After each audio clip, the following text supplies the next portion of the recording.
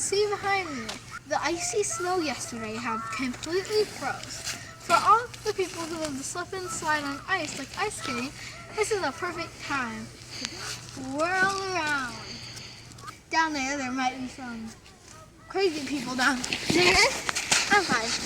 There are some crazy people down there doing some activities. Stay safe on the roads and make sure to slow down before you stop.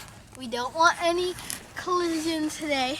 Looks like it's going to be a few days until this stuff defrosts. So that might mean, Monday has no school, but for all your kids out there, there's probably going to be no school on Tuesday if this keeps up because it's not very safe driving on that. Remember, you do go out here, it is still cold, so make sure to wear your snow clothes. Yeah, and make sure to stay safe out there. Check in with this tomorrow. Bye-bye.